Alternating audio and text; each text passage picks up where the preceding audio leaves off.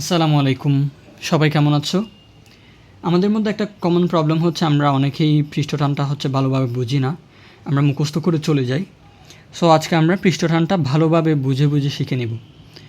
পৃষ্ঠটানের আমি এখানে একটা সংজ্ঞা দিয়ে রেখেছি। আমরা হচ্ছে সংজ্ঞার সাথে মিলিয়ে সচিত্র এটাকে দেখব এবং হচ্ছে সুন্দরভাবে বুঝবো, হ্যাঁ? সো তোমরা জানো যে পৃষ্ঠটান হচ্ছে একটা তরলের একটা অন্যতম বৈশিষ্ট্য। এখানে সংজ্ঞার মধ্যে বলেছে কোনো তরলের মুক্ত পৃষ্ঠে। এখানে তরল বলতে এটা পৃষ্ঠটানের কারণ হচ্ছে তরলগুলো কীরকম থাকে জানো? পৃষ্ঠটানের কারণ তরলগুলো হচ্ছে তোমার গোলাকারভাবে থাকে। গোলাকারভাবে কেন থাকে? কারণ হচ্ছে বৃত্তাকারভাবে থাকলে হচ্ছে কি হয়, তোমার হচ্ছে ক্ষেত্রফলটা সবচেয়ে ছোটো হয়। সবচেয়ে ক্ষেত্রফল ছোটো হলে তোমার হচ্ছে পৃষ্ঠটান বেশি হয় আর কি। পৃষ্ঠটান বেশি হলে ক্ষেত্রফল সংকুচিত হয়। সো এই জন্য এটা কীভাবে থাকে, তোমার হচ্ছে সবগুলো অণু একটি অপরটিকে টেনে ধরে কীভাবে থাকে, এটা বৃত্তাকারভাবে থাকে, হ্যাঁ? সো আমরা হচ্ছে প্রথমে এখানে একটা সার্কেল নিলাম, হ্যাঁ? কীরকমভাবে থাকে? এভাবে থাকে। সো এভাবে থাকলে আমরা প্রথমে একটা কী নিলাম, তাইলে পানির ফুঁটা নিলাম বা তরলের ফুঁটা নিলাম। এখন এখানে বলতেছে কোনো তরলের মুক্ত পৃষ্ঠে একটি সরল রেখা কল্পনা করলে। এখন তরলটা নিলাম, এরপরে এখন আমাদের কি বুঝতে হবে? মুক্ত পৃষ্ঠ বুঝতে হবে, হ্যাঁ? সো মুক্ত পৃষ্ঠ কী জিনিস? কোনো তোমার হচ্ছে কোনো বস্তু যেই পৃষ্ঠের সাথে অন্য কোনো মাধ্যমের সাথে সংযুক্ত থাকে ওটাকে কি বলা হয়? মুক্ত পৃষ্ঠ। তোমার বাইরে কি আছে? এই তরলের ফুটাটার বাইরে এখানে হচ্ছে কি আছে? এখানে হচ্ছে বায়ু আছে, বুঝছো? এখানে হচ্ছে কি আছে? বায়ু আছে। এটা একটা তরলের ফুটা, ভিতরে কোনো ফাঁপা জায়গা নাই, ভিতরেও কি আছে? পানি আছে। সো তাহলে মুক্ত পৃষ্ঠ আশা করে বুঝেছো। তাহলে মুক্ত পৃষ্ঠ কোনটা হবে? মুক্ত পৃষ্ঠ হবে এটা, এই যে এখানে এই যে বৃত্তের এখানে যে বৃত্তাকার পানির ফোঁটাটি আছে, পানির ফোঁটার একদম বাইরের যে অংশটা অন্য একটা মাধ্যমের অর্থাৎ বায়ু মাধ্যমের সাথে সংযুক্ত আছে, এই যে এই জায়গাটা তোমার হচ্ছে এই জায়গাটা কি? মুক্ত পৃষ্ঠ। সো আমরা মুক্ত পৃষ্ঠটা বুঝে গেছি। মুক্ত পৃষ্ঠ মানে হচ্ছে যেই পৃষ্ঠটা অন্য কোনো মাধ্যমের সাথে সংযুক্ত থাকে। এটা হতে পারে এটা বায়ু মাধ্যম, এটা কাঁচ মাধ্যম, এটা যে মানে পানি হচ্ছে যেই জায়গায় লেগে আছে। এটা হচ্ছে তোমার পানি কাঁচে থাকতে পারে অথবা বায়ু কোনো একটা জায়গায় থাকতে পারে বা একটা কাঠের উপর থাকতে পারে। তাহলে যেই পৃষ্ঠের মাধ্যমে অন্য কোনো মাধ্যমের সাথে সংযুক্ত থাকে সেই পৃষ্ঠটাকে কী বলা হয়? মুক্ত পৃষ্ঠ বলা হয়। সো এখানে হচ্ছে এই বৃত্তটা, এই পানির ফুঁটাটা বায়ুর সাথে কেবলমাত্র একটা তোমার হচ্ছে একটা পৃষ্ঠের মাধ্যমে তোমার হচ্ছে অন্য কোনো মাধ্যমের সাথে অর্থাৎ বায়ু মাধ্যমের সাথে সংযুক্ত আছে। এই জন্য এখানে তোমার হচ্ছে মুক্ত পৃষ্ঠটা কী হবে? মুক্ত পৃষ্ঠ হবে একটা, বুঝেছ? মুক্ত পৃষ্ঠ কয়টা? একটা। যদি ভিতরেও যদি বায়ু থাকতো অর্থাৎ হচ্ছে গোলকটা যদি ফাঁপা হতো, তোমার হচ্ছে এখানেও যদি বায়ু থাকতো, কোথায়? ভিতরে, তাহলে হচ্ছে এটা কী হতো? এখানেও যদি তোমার হচ্ছে, আমি কালারটা চেঞ্জ করে নিই, এটা ধরো ব্ল্যাক নিই, ব্ল্যাক। সো এই জায়গায় মানে গোলকটা যদি ফাঁপা হইতো এবং এখানেও যদি বায়ু থাকতো, তাহলে কী হইতো? এই যে ভিতরের তলেও একটা কী সৃষ্টি হইতো? মুক্ত পৃষ্ঠ সৃষ্টি হইতো। অর্থাৎ ধরো ভিতরে বায়ু বাতাস আছে অর্থাৎ ফাঁপা, তো ভিতরেও বায়ু মাধ্যম, বাইরেও বায়ু মাধ্যম, অর্থাৎ পানির যেই সারফেসটা দুইটা মাধ্যমের মানে অন্য কোনো মাধ্যমের সাথে সম্পৃক্ত তাকে কি বলা হয়? মুক্ত পৃষ্ঠ বলা হয়। তাইলে এখানে হচ্ছে একটা পৃষ্ঠের মাধ্যমে বাইরের বায়ুর সাথে সম্পৃক্ত, মানে এই পৃষ্ঠ একটু উপরে, এই পৃষ্ঠ, আর হচ্ছে ভিতরের বায়ু মাধ্যমের সাথে এই পৃষ্ঠের মাধ্যমে কি সংযুক্ত। তাহলে এখানে মুক্ত পৃষ্ঠ কয়টা? সেক্ষেত্রে হবে মুক্ত পৃষ্ঠ দুইটা। আমরা আগে হচ্ছে তোমার নিরেট পানির ফোঁটা কল্পনা করি, তাহলে হচ্ছে আমাদের মুক্ত পৃষ্ঠ কয়টা? একটা, হ্যাঁ? সো আমি এটা ঢুকাই দিই। এরপরে মুক্ত পৃষ্ঠা কল্পনা করেছি, তাইলে হচ্ছে আমরা একটা মুক্ত পৃষ্ঠা একটা কি কল্পনা করব? রেখা কল্পনা করব। এটা যেহেতু গোলক, তাইলে হচ্ছে সব দিকে কী থাকবে? সব দিকে হচ্ছে কী থাকবে? মুক্ত পৃষ্ঠ থাকবে। তোমার হচ্ছে একটা গোলাকার বস্তু কল্পনা করো। এখানে আমার পাশে তো গোলাকার কোনো বস্তু নাই। ধরো একটা গোলক চিন্তা করো, এই গোলকের এখানে এখানে এখানে সব যে কোনো জায়গায় আমরা কি করতে পারি? একটা হচ্ছে মুক্ত পৃষ্ঠ একটা রেখা কল্পনা করতে পারি। ধরো আমি একটা রেখা কল্পনা করেছি, হ্যাঁ? তো একটা সরল রেখা কল্পনা করলাম। এরপরে বলতেছে সেই রেখার প্রতি একক দৈর্ঘ্যে, সেই রেখার প্রতি একক দৈর্ঘ্যে তাহলে হচ্ছে আমরা এটাকে কয়েকটা এককে ভাগ করি। হ্যাঁ, আমরা এখান থেকে একটা কি নিব, আমরা এখান থেকে আরেকটা রেখা নিয়েছি, এটাকে আমরা এখানে দিই।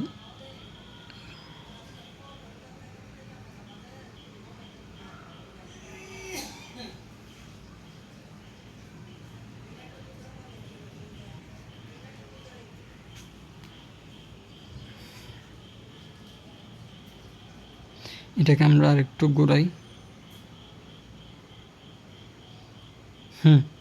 সো এটাকে আমরা এনে এখানে দিই একটা একক। এরপর আমরা এরকম 4-5টা নিই, এখানে একটা, এখানে একটা,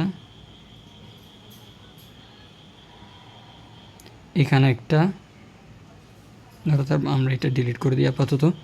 সো আমি এই রেখাটাকে 4টা এককে ভাগ করছি। হ্যাঁ, সরি 3টা এককে ভাগ করছি। সো প্রতি একক দৈর্ঘ্যে এটা তাহলে হচ্ছে তোমার এখানে হচ্ছে এইটা একটা একক, এইটা একটা একক, এইটা একটা একক। প্রতি একক দৈর্ঘ্যে রেখার সাথে লম্বভাবে, হ্যাঁ, সো আমরা হচ্ছে রেখা কল্পনা করেছি কোনটা, এটার সাথে লম্বভাবে হচ্ছে, তাইলে এটা আমি এখন যেটা মানে যে ছোটো একক ভাগ করার জন্য যে রেখাটা এঁকেছি, তাহলে সেই রেখাটা কি ওটার সাথে লম্ব না? আমি তোমাকে সুন্দর করে বুঝাই। সাপোজ আমরা হচ্ছে এইটাতে যাই, আমরা এটা বন্ধ করি। হ্যাঁ, এটা একটু লম্বা করে দিই আমি।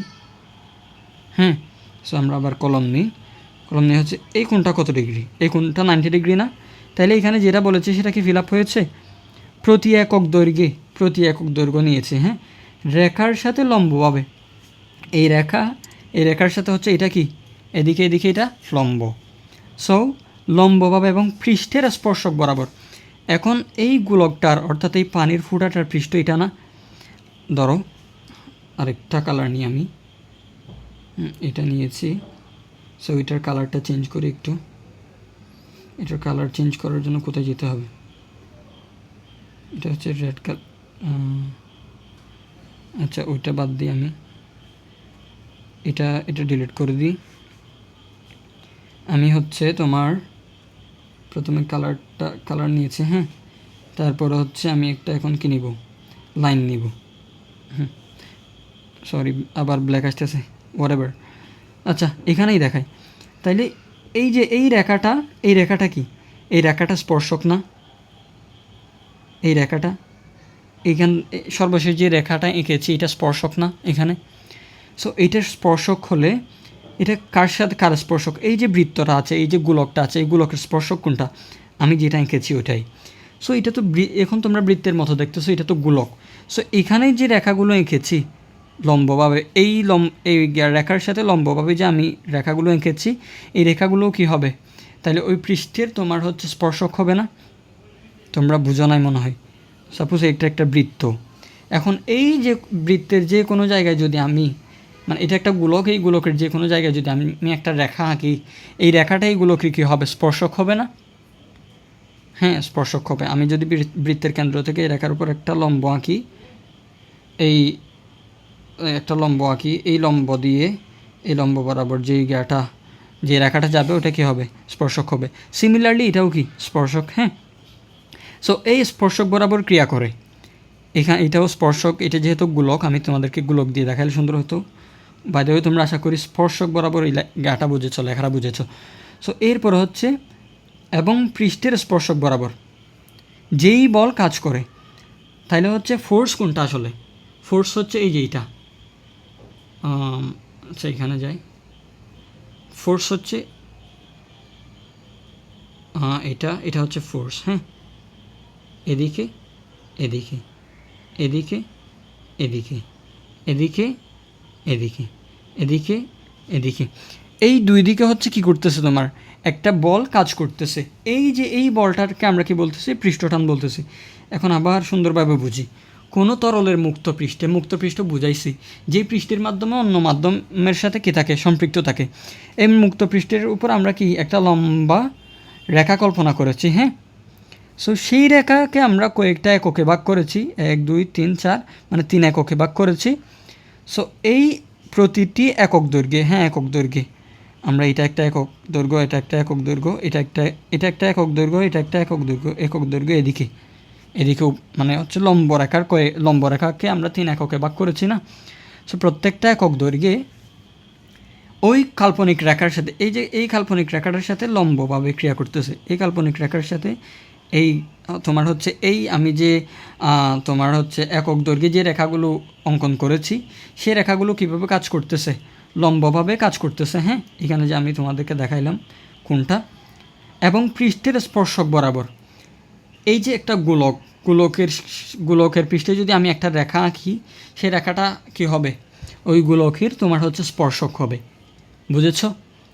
সো তাহলে হচ্ছে এই যে এই আড়াআড়িভাবে যে রেখাগুলো অঙ্কন করেছি সেই রেখাগুলো কি স্পর্শক, মানে হচ্ছে এই রেখাগুলো। সো আমি এখানে যে 4টা রেখা এঁকেছি এই রেখাগুলোই হচ্ছে কি তোমার পৃষ্ঠটান। তাহলে হচ্ছে কোনো তরল, এটা একটা তরলের ফুটা, এর মুক্ত পৃষ্ঠ বরাবর আমরা একটা কি করেছি, তোমার রেখা কল্পনা করেছি। হ্যাঁ, সেই রেখাকে 3টা একক দৈর্ঘ্যে ভাগ করেছি।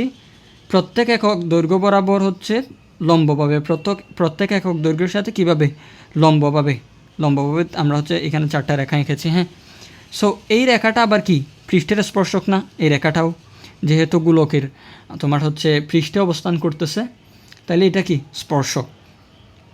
সো এই স্পর্শক আবার কি, এই স্পর্শকটাই কি তোমার হচ্ছে এই যে পৃষ্ঠটান একটা বল, মানে হচ্ছে এই স্পর্শক বরাবর কি করতেছে, একটা বল কাজ করতেছে। স্পর্শক বরাবর একটা বল কাজ করতেছে। হ্যাঁ, সো এই বল হচ্ছে দুই দিকেই ক্রিয়া করে, এদিকেও ক্রিয়া করে, এদিকেও ক্রিয়া করে, এদিকেও ক্রিয়া করে। এই যে দুই দিকেই ক্রিয়াশীল বল, তোমার হচ্ছে একটা পানির ফুটা গোলাকার, তোমার হচ্ছে গোলকের মতো, সেই গোলকের উপর আমরা কি করেছি, মুক্ত পৃষ্ঠের উপর আমরা একটা রেখা কল্পনা করেছি। সেই রেখাকে আমরা 3টা এককে ভাগ করেছি। সেই 3টা এককের প্রতি একক দৈর্ঘ্যে, হ্যাঁ, আমরা হচ্ছে এই কল্পিত তোমার হচ্ছে রেখার সাথে লম্বভাবে, হ্যাঁ, যে এবং পৃষ্ঠের স্পর্শক, এই পৃষ্ঠের উপর, এটা বৃত্তের উপর, ধরো এটা একটা গোলক, এই গোলকের উপর এটা স্পর্শক, এই গোলকের উপর আমরা যে কোনো জায়গায় একটা রেখা আঁকলে ওইটা কী হবে, স্পর্শক হবে। তাহলে এই রেখাগুলোও কি স্পর্শক। সো এই রেখাগুলোই কি দুই দিকেই কী করে একটা বল হিসেবে ক্রিয়া করে। বুঝেছ? এই বলটাকে কি বলা হয়, স্পর্শক বলা হয়। হ্যাঁ, সো স্পর্শকের সূত্র, পৃষ্ঠটানের সূত্র, সরি এই রেখাটাকে কি বলা হয়, পৃষ্ঠটান বলা হয়। পৃষ্ঠটান এটা একটা বল। সো আমরা হচ্ছে পৃষ্ঠটানের সূত্রটা দেখি। হ্যাঁ, পৃষ্ঠটানের সূত্র হচ্ছে তোমার হচ্ছে T = তাহলে হচ্ছে তোমার F/L। হ্যাঁ, এই এলটা হচ্ছে কার্যকরী দৈর্ঘ্য। যদি ফাঁপা গোলক হয়,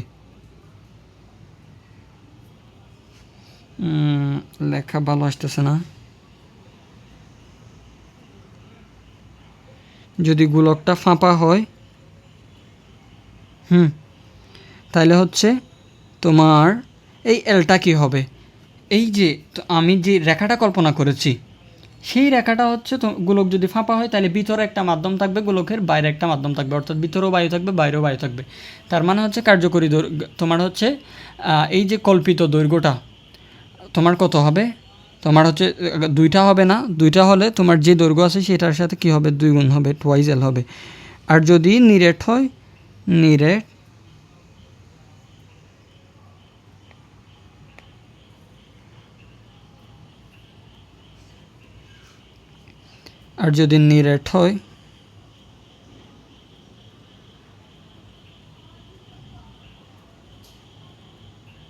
তাহলে হচ্ছে এটা হবে কার্যকরী দৈর্ঘ্যটা হবে এল। হ্যাঁ, সো এটাই হচ্ছে পৃষ্ঠটান।